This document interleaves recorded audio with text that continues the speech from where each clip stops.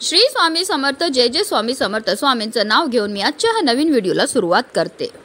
हिंदू धर्मात पितृपक्षाचे विशेष महत्त्व आहे. पितृपक्षाला श्राद्ध पक्ष असेही म्हणतात. यंदा भाद्रपद महिन्यातील शुक्ल पक्षाच्या पौर्णिमेपासून म्हणजेच 7 सप्टेंबरपासून पितृपक्षाला सुरुवात होत आहे. तर पितृपक्ष अश्विन महिन्यातील कृष्ण पक्षाच्या अमावास्येपर्यंत असेल, म्हणजेच 21 सप्टेंबरला समाप्त होणार आहे. या दिवशी सर्व पितृ अमावास्या असणार आहे. ब्रह्मपुराणानुसार मनुष्याने पूर्वजांची पूजा केली पाहिजे आणि त्यांना तर्पण केले पाहिजे. श्राद्धाद्वारे पूर्वजांचे ऋण फेडले जाते. पितृपक्षात श्राद्ध केल्याने पूर्वज आनंदी राहतात. पितृपक्षात पूर्वजांच्या आत्म्याच्या शांतीसाठी तर्पण किंवा पिंडदान केले जाते. पितृपक्षात मृत्यूच्या तारखेनुसार श्राद्ध केले जाते. जर मृत व्यक्तीची मृत्यूची तारीख माहिती नसेल तर अशा परिस्थितीत अमावास्येला म्हणजे सर्व पितृ अमावास्येला श्राद्ध हे केले जाते. धार्मिक श्रद्धेनुसार जर पूर्वज आनंदी असतील तर जीवनात समृद्धी आणि संपत्ती येते. पण जर पूर्वज रागावले तर त्या व्यक्तीचे जीवन अडचणींनी भरलेले असते. पितृपक्षात दररोज तर्पण करावे, परंतु ज्यांचे पालक जिवंत आहेत त्यांना तर्पणाचा नियम लागू होत नाही. ज्यांचे पालक जिवंत आहेत त्यांनी दररोज सकाळी सूर्यदेवाला जल अर्पण करावे आणि त्यांच्या पूर्वजांचे आणि आवडत्या देवतांचे ध्यान करावे.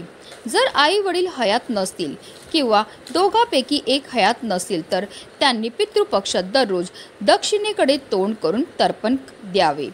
तर्पण नेहमी पाण्यातून दूध आणि तीळ मिसळून करावे. पितृपक्षात गायीसाठी चारा किंवा अन्न तयार करावं.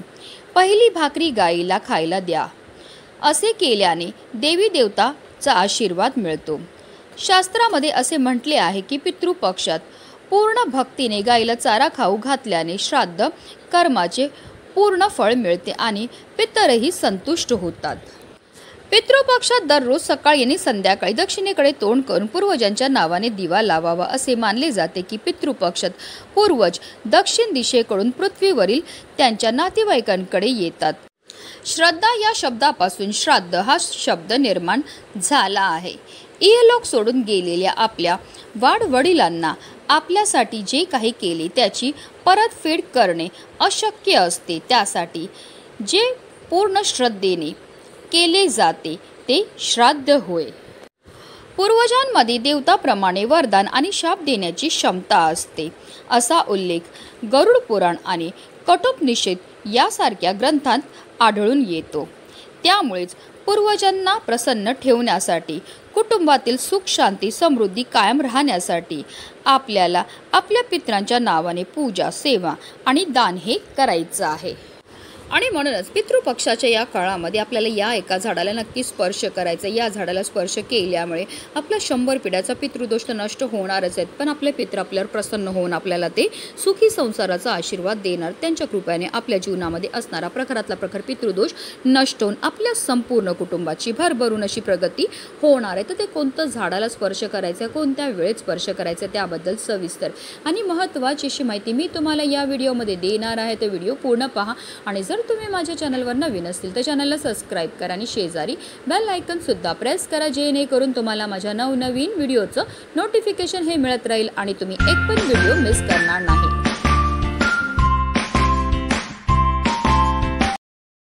हिंदू धर्मशास्त्रानुसार पूर्वजांच्या सदोष कर्माची फळे त्यांच्या वंशजांना भोगावी लागतात. यालाच आपण पितृदोष म्हणतो. ज्योतिषशास्त्रानुसार आपल्या जीवनात अनेक प्रकारचे दोष असतात. त्यापैकी एक म्हणजे पितृदोष. ज्या व्यक्तींचे पूर्वज सुखी नसतात त्यांच्या कुंडलीत हा दोष तयार होतो. दरवर्षी येणाऱ्या पितृपक्षात पितरांच्या श्राद्ध न केल्याने, श्राद्धविधीत भाग न घेतल्याने आणि पितरांच्या आत्म्याच्या शांतीसाठी पूजा न केल्याने हा दोष प्रबळ होतो आणि सर्व प्रकारच्या समस्या जीवनात निर्माण होतात. या दोषामुळे कुटुंबात अस्वस्थता, प्रगतीत अडथळे, अचानक आजारपण, संकट, संपत्तीची कमतरता, सर्व सुखसोयी असूनही मनाची असंतोष, तसेच आपली मुलं खूप आजारी पडतात, चिडचिड करतात. खूप शिकलेली आहेत आपली मुलं पण त्यांना मनासारखी नोकरी प्राप्त होत नसेल, मुलांच्या विवाह जुळण्यामध्ये समस्या येत असतील, संतान प्राप्तीमध्ये समस्या येत असतील तर आवर्जून आपल्याला पितृपक्षामध्ये काही प्रभावी उपायाने सेवा करण्याची गरजही भासत असते.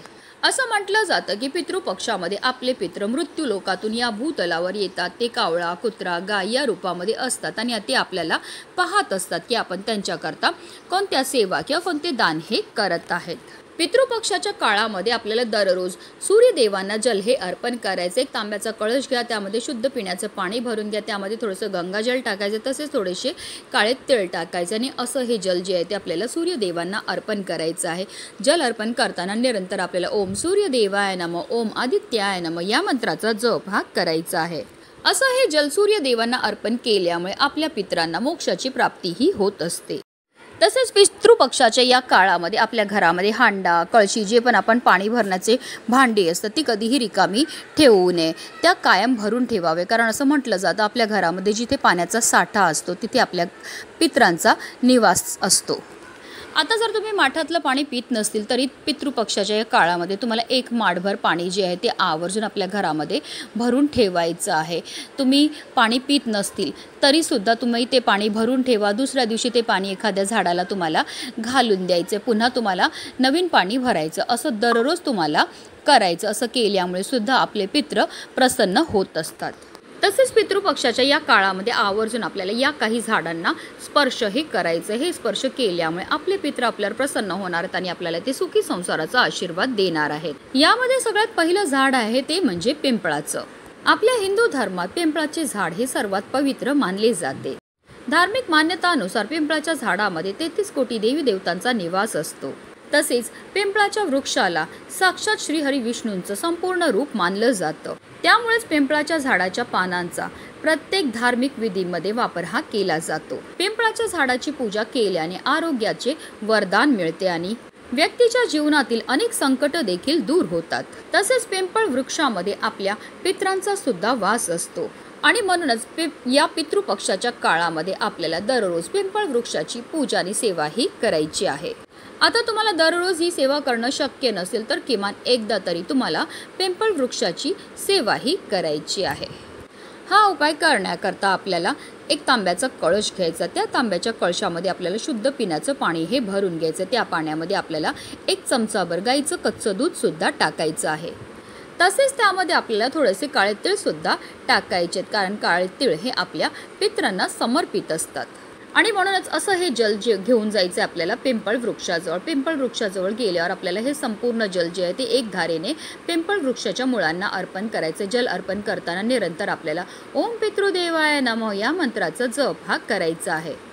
त्यानंतर आपल्याला पिंपळ वृक्षाला 11 प्रदक्षिणा ह्या करायच्यात. प्रदक्षिणा करताना निरंतर आपल्याला ओम पितृदेवाय नमः या मंत्राचा जप हा करायचा आहे.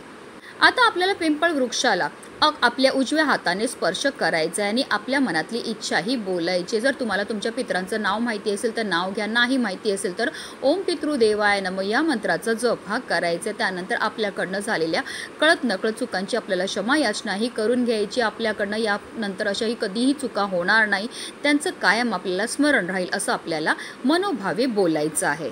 तसेच संध्याकाळी आपल्याला आवर्जून पिंपळ वृक्षाजवळ एक दिवा सुद्धा प्रज्वलित करायचं. ही सेवा आपण पितृपक्षामध्ये दररोज करू शकतात किंवा तुम्ही किमान एकदा केली तरीही चालणार आहे. तसेच पितृपक्षाच्या या काळामध्ये आपल्याला वटवृक्षाची पूजा सुद्धा करायची आहे. वटवृक्षाला वट किंवा देववृक्ष असे सुद्धा म्हटले जाते. वटवृक्षामध्ये भगवान महादेवांचा वास असतो अशी पौराणिक मान्यता आहे. वटवृक्षाची पूजा केल्याने आपल्याला अक्षय पुण्याची प्राप्ती ही होत असते. तसेच वटवृक्षाची पूजा केल्याने आपल्या पितरांना शांती मिळते आणि त्यांना मोक्षाची प्राप्ती देखील होत असते.